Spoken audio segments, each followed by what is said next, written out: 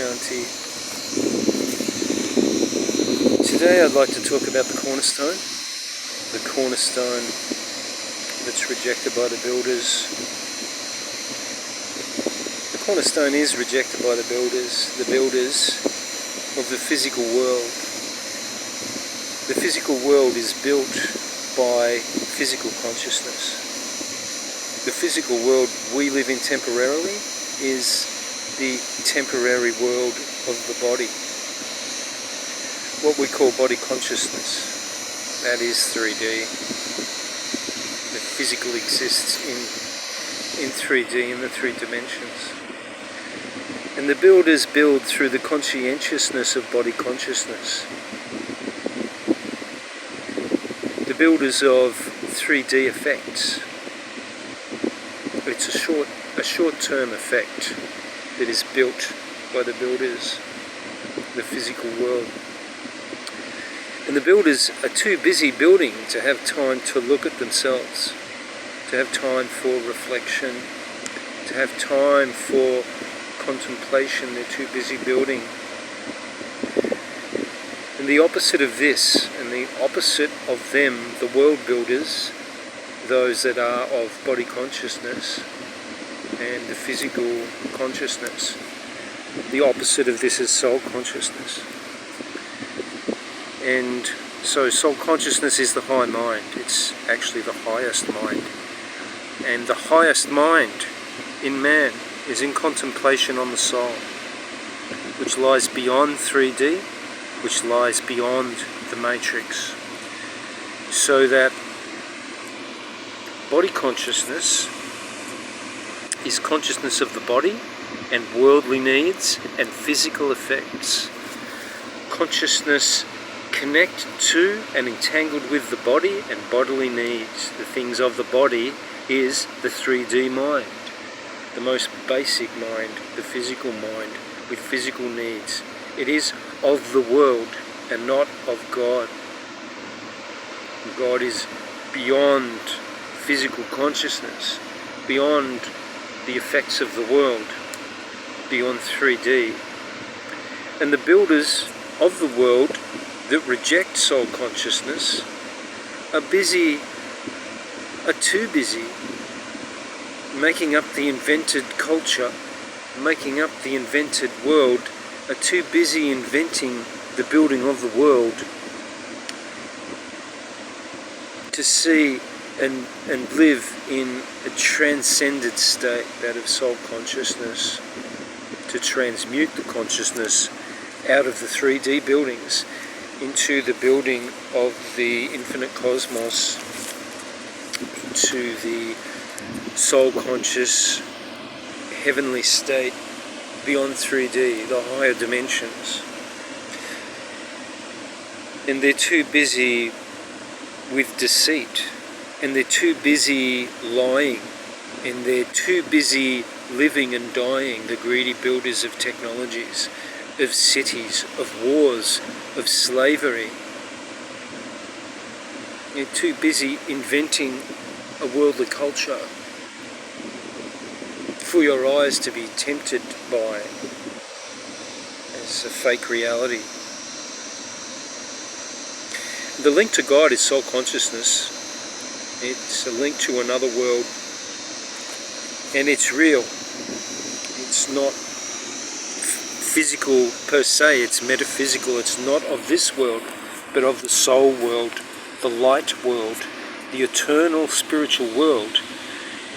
And there's no point thinking all this is a state of consciousness only, and a state of some kind of pattern you design within yourself that's not actually physically real. The spiritual world is physically real. It's more real than this, and so everything is relative, and this will be the realest thing you'll experience until you experience something more real. And when you experience something more real, you realize that there is more. There is more to what you see. There is more to what you know. And so you let go of the limitations of your own limited self, and realise that all of existence is relativity, and so you need to experience a higher reality to realise the higher realness, the higher real world, which is an actual world.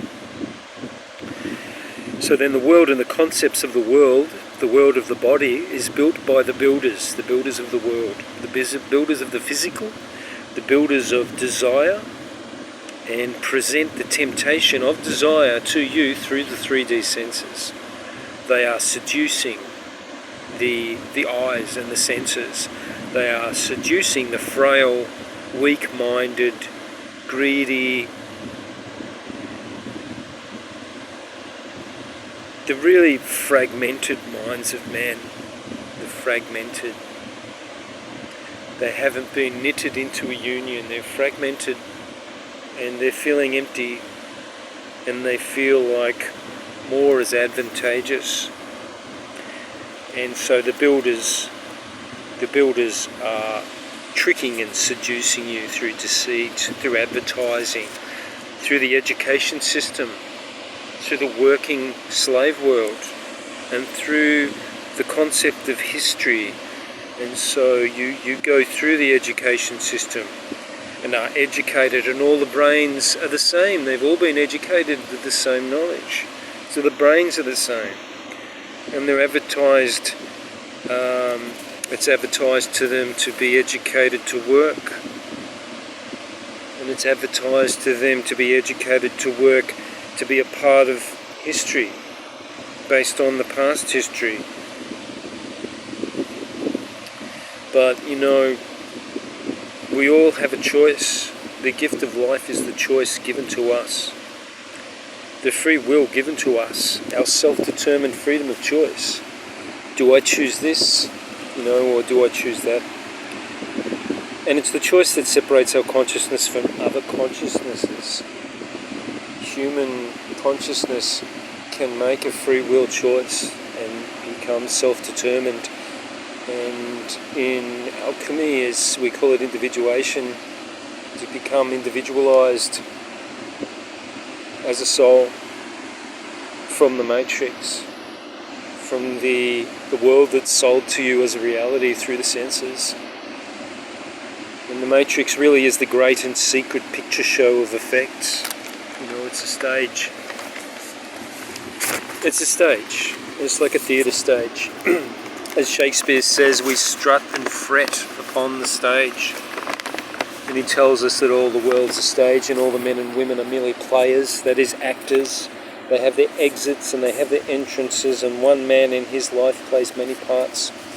And it was Laurence Olivier, I think, that said the most important thing to do for any actor at the end of their day is to hang up their costume. Are you living and sleeping in your costume? You think the day-to-day is the real you? Well, what happens when you're dreaming? The world's a stage, and every part of your life is a scene. It's a stage. And it's being played out through subtext. The subtext is the subconscious impetus for dialogue and movement. You're playing a part. You play a part on the street. You play a part in the home. You play a part when you're on your own. You play a part when you're with your parents or with your in-laws. You play a part if you're lined up in a queue in a bank, you're playing some part. You go for a job interview, you're playing a part. If you're in your job with a customer or a client, you're playing a part. You go home, have a shower, take your tie off, put your feet up, you're playing another part. If you're out with friends, you're playing a part. If you're in nature, you're playing a part. Well, who are you? Which you is you? You're just selling yourself the way they sell things to you, the way they sell the world to you, they sell ideas to you. Someone making $1 million a year is still a slave to the picture pattern. It's a non-reality, and you're being used.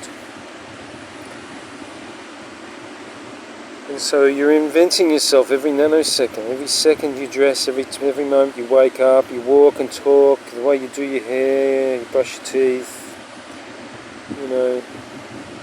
and that's you. That's the you that passes away into a disappeared state every second, because every second disappears and becomes the past.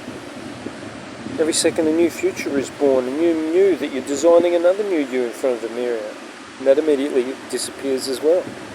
And so who are you? Are you stuck in the middle of time? The world is a dream, and your little dream is you. Though you're not the dreamer, you're the dreamed. We are dreamed particles in the conscious reality. I mean, how real are you, and who are you? Do you know? If you could see a film of all of your actions and dialogue and interactions through one day, you'd think, who are you? You played the parts of dozens of different people in one day, and you change your idea of yourself conducive to what you think is required in any given moment. But the truth is that you're being dreamed into consciousness by the dreamer, by the great dreamer. And so this really is Janus, the Greek knowledge. Janus, one face to the past, one face in the middle, and one face in the future. It's each face, one face to the past, one to the present, one to the future. It's the threefold nature of man, that is past, present and future. But the gift is now. The present, the gift, the present is now, in the present moment. And if you dissolve into the now, you're not attached or entangled with the past or the future. And this is a soul conscious state. So time separates the good from the not so good, the right from the wrong, the light from the dark. Every choice is a step on the road to self-determinism. From childhood, it's self-determinism. As we are determined by, and we become the living form of the choices we decide to make in a life of action and movement. Through a world of action and movement, we decide our own movement as we move through the world, the building of the world that's built for us to walk through.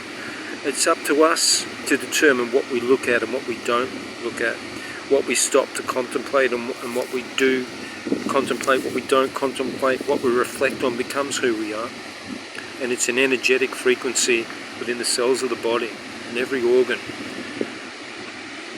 So the visible rejects what's not seen by the eyes. The builders of the seen world, they work at seducing your eyes. But if they reject the air or oxygen that's unseen, they're in trouble then, wouldn't you say?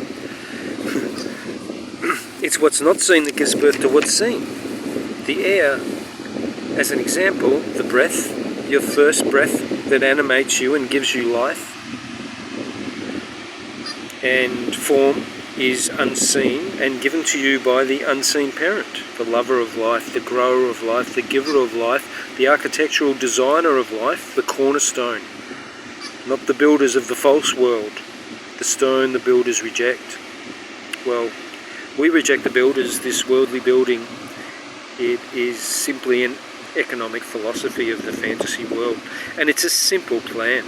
I mean, they make money, they invent it, they print it, you slave for it, they take it back off you with interest, and you die. That's it, simple. They tempt you with ideas to do with a successful, confident, achieving self. You get pictures of what a successful, confident, achieving person is. They might be standing there with an arm around someone they love, with a car and a house and plastic things, and a whole pile of things they've hunted and gathered, which have to be bought, which have to be worked for. And so, it's a lie. The lie lives in the world because of human insecurities. The people are insecure because they're not secure in an idea of themselves. You know, your school teachers and your educators and your politicians and your parents will tell you what you're supposed to do. Put on your shoes, put on your socks, polish your shoes, wipe your nose, and you need to grow up out of that. You need to drop the nappy and grow up and be self-responsible and be self-determined, because you are accountable for every action and every thought and every word and every deed. And you think you're free in your thoughts in some fantasy mind? You're not. Everything is seen and recorded. So let that be known, that the builders are seen every second by the other world. So, you know, it's really a commercial world wheel that's a great meat grinder, really, churning people's lives round and round and round. They don't care. Even dying costs money. And world history is built on this economic philosophy that could be construed as sadism. Sodom and Gomorrah, Pompeii, the modern world, the commercial world is built on sadism. It's built on greed. It's built on lust. It's built on blood. Everything is in disguise. And you will need to see through the facade of the building to see the truth. And that's your own building as well, the building that you build of yourself, that you designed yourself, the you that you think is you. Might be a fake you made out of these images that have been sold to you, the you that's been seduced through insecurity in your own self. You need to find the goodness, and you need to find the peace, and you need to find the joy, a childlike wonder, which is found within the moral conduct principles of the Cornerstone, and be saved from the vicious wheels of the ever-turning economic meat grinder. And you're just a number. You know, to them you're just a number. If you ask them in their economic philosophy what a life is worth, they'll reach for the calculator. And that's all you are, a calculable, determined value system that doesn't have to do with human life at all. It's what are you worth financially? And this is where things live and die, in the great lie, in the world built by the builders that are just throwing you in the wheel and grinding you up.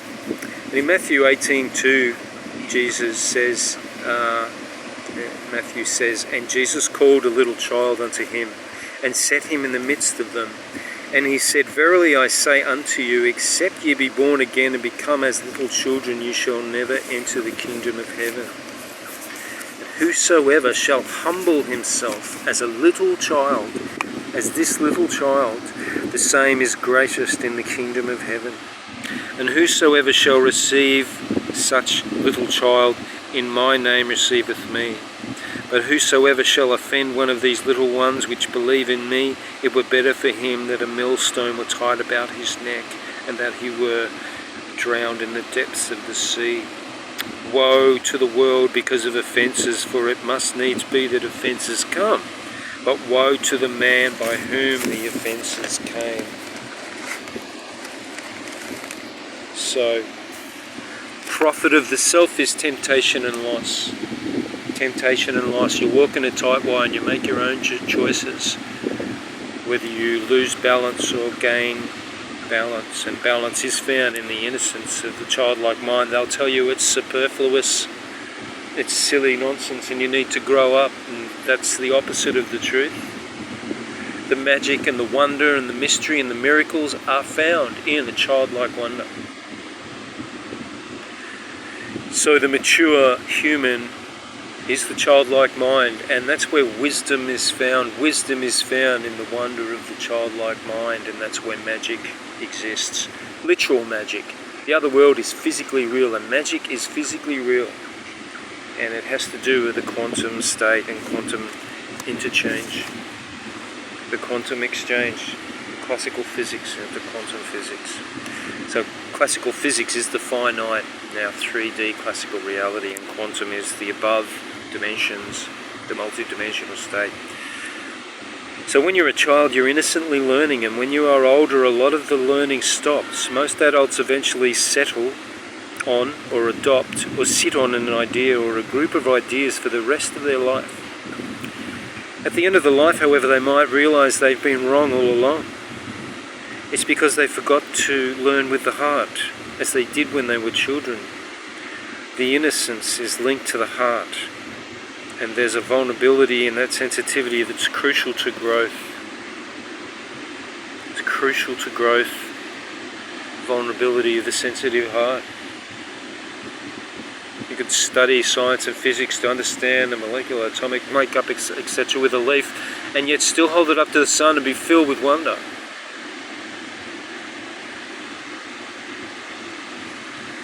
So they forget to learn with the heart.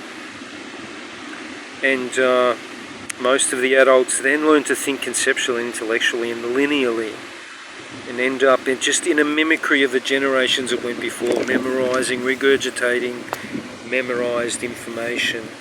Now, with clenched teeth, they'll espouse this idea or that they've convinced of, that they've convinced themselves of, that guess what, it's someone else's idea, someone else's reality. They become clones of mass ideas, and this is what feeds the matrix, or mass consciousness of collective ideas. You know, you wake up in a box bedroom, walk into the box shower room, then into the kitchen box room. You eat in the dining box room, get dressed in the box room, enter the garage box, get into the plastic steel box car and drive to the box, drive in their box car past other box cars, park in the big square box car park and enter the big box building, then into the box elevator, into an office which is a big box. You stare at your box computer and have lunch in a cafe box, then leave the box office building and climb wearily into your box car and drive back to the box home, and enter the box lounge room, and you do it all over again and again and again for years and years and years. Justify it any way you like. Do you think you're free? You live and die in a box. It's a box prison that you freely accepted and adopted as the living world the builders have built. You've been sucker punched and sold on a lie.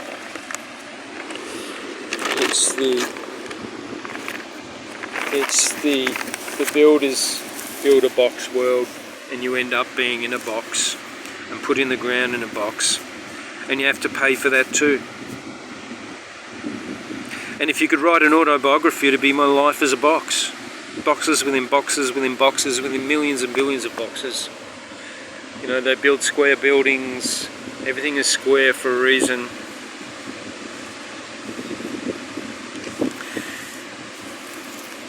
And, you know, you rewind back to when you were an innocent child, and you ask the people you know, what is life about and what are you supposed to do in it? And you learn to trust yourself and not anyone else. Nearly everyone else has an agenda, or they just don't know. So we say stay innocent, stay young, keep asking the right questions, find the correct oracle that can show you the truth is in goodness, maintain the joy of the innocent childlike heart, and don't lose your magic. Don't contort your shape into a box. Don't believe anyone. Don't let anyone force you into a box or tell you belong in a box. The truth is within the child's heart. The truth cannot be found in linearity, the linear systems of the world, but seek the magic of the circle. The builders of the world reject innocence and the heart as silly and superfluous. They reject wisdom because the wisdom is found in the innocent childlike heart, as the teacher has shown us. And some of us have lived and realised that. You know, they reject God, they reject Cornerstone. So the innocent heart vibrates. It operates through vibration, through the all of you. Your immune system, your lymphatic system, the nervous system, the heart system in health, the mind system in its health, etc. All the cells of the body are conduced by this energy field. And this energy field affects every atom. And they react to the moral code of ethics, because all is vibration, and it's found within the innocent childlike heart that you were born with, but reject. Don't reject the childlike innocent heart, but reject the builders and the builders' world, and come into the way of the Cornerstone. Your body is designed, your mind, your heart, your vibration, all of your cells have been designed this way. This is the way. You will have to be in the life flow principles for rebirth in the second birth. This is the cornerstone of the building, to revive and maintain the life force that can sustain, or, if neglected, can destroy your body if you choose the world and not the one. So it's through his voice. It was designed by the voice of God, the knower and the grower of life and consciousness, instilled by his laws and principles. And so conscious life exists through free will, through free choice, which affects the atoms, the cells, the waves and particles. The glandular structure, all organs, the endocrine system, the intestines, all are magnetically attracted and living in the field. And so this is the nature of the universe, and it's the law of virtue knitting together the living essence of the energy field, the Merkaba field. And the Merkaba field, or could be known as the aura field, is ruled by consciousness, and it's the frequency of the soul. It's the torus field. From atoms to galaxies, all is ruled by the vibration of consciousness. All is in correspondence magnetically. The stronger and clearer and more crystallized the energy field, the more it acts as armor against negativity and damaging radiation and energy rays in this world. In this world's building, this is the path to alchemy, the transmutation of energies, the purification of the charge of the field, singularity, soul conscious state. So we choose not fool's gold, but the real gold by purifying our heart. The real gold is God. God is the gold. Don't be sucked in by fool's gold, by the builders of the world. And as Shakespeare says, everything comes full circle. Om Shanti. Hope this is helpful. Paul also says in Ephesians 4:17, I tell you this and insist on it in the Lord, you must no longer walk as the Gentiles do, in the futility of their minds. They are darkened in their understanding. They are alienated from the life of God because of the ignorance that is in them due to the hardness of their hearts. Due to the hardness of their hearts. Having lost all sensitivity, they have given themselves over to sensuality, so as to indulge in every kind of impurity, and they are full of greed. Om Shanti.